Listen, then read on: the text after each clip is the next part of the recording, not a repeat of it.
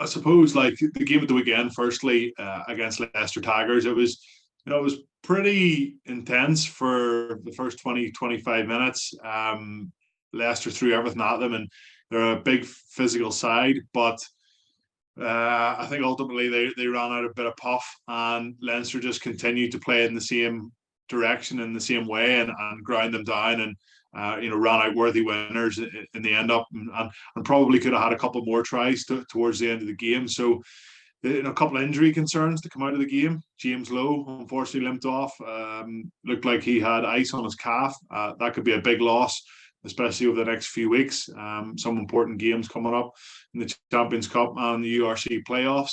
And who was the other one that went off? Ryan Baird in the back row.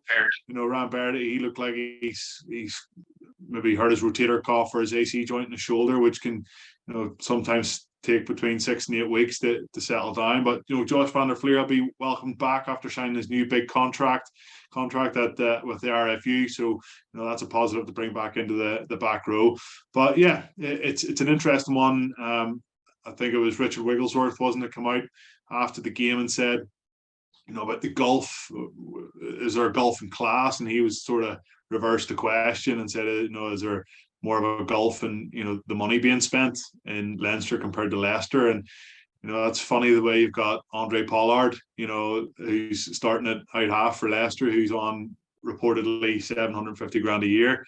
And I know he's their marquee signing, and there's a lot of other guys that are being brought in, but Anthony Watson there as well, who's I'm sure on pretty hefty dough. And I actually read an interesting article from Bernard Jackman about the amount of money that the 23 Leinster players that were probably on in that game compared to the 23 Leicester players, and he was saying it was roughly around, you wouldn't get much change out of 5 million, I think was his words that are quoted, and he's probably right. That's per annum, obviously, and the Leicester team is probably a little bit less, but the RFU also fund a number of those Leinster players, so it's not just the Leinster rugby team that are funding all these guys. The RFU are taking a bit of pressure by sorting out Josh van der Flier's contract, Caelan Doris, James Ryan's new 2-year deal. They're heavy earners, like they sort of take that buffer away from Leinster, which is what you want. And the last point to your question, Donny, around is this a good thing for Irish rugby that one specific province in Leinster is getting better and better, and the gap seems to be getting wider?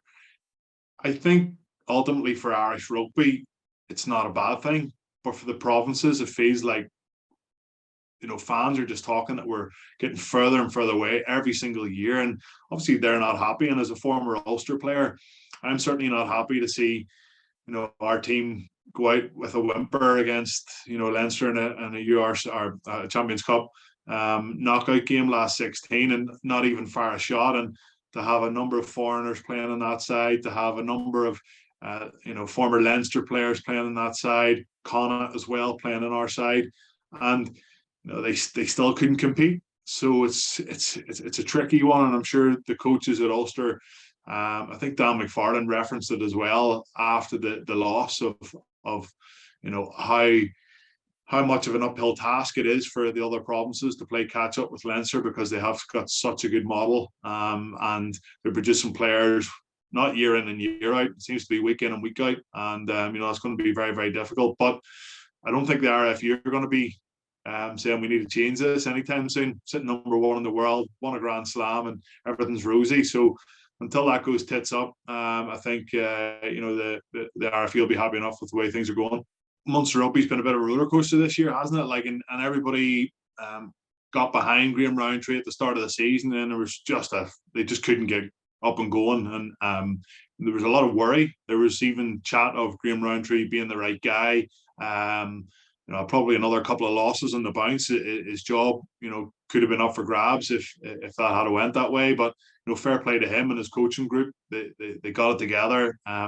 They had a run of fixtures that obviously that South Africa A game seemed to be a bit of a turning point for them, and they got a number of good fixtures and good results, and before you know it, they're jumping up the table. But the last number of weeks, it's been the same old Munster from the start of the season, and playing some really good stuff at times, and then playing some really mediocre, average rugby that's costing them the turnovers, the handling errors, the missed tackles, conceding a lot of points in each of their last 4 or 5 games. Even the Scarlets at home at Thomond Park, it was a 40-odd points to 10, and the next thing, Scarlets are going into the last minute with a chance of winning the match. Like it's really un-Munster-like.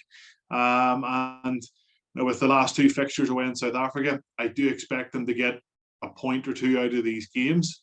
I think that should be enough to see them into European rugby or Champions Cup rugby for next season.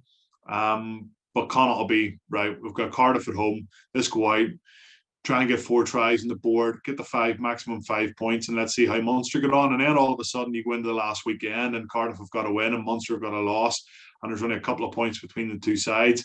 I know it's going to be very, very tricky for Connacht to go away to Glasgow and get a result to form the Glasgow are in.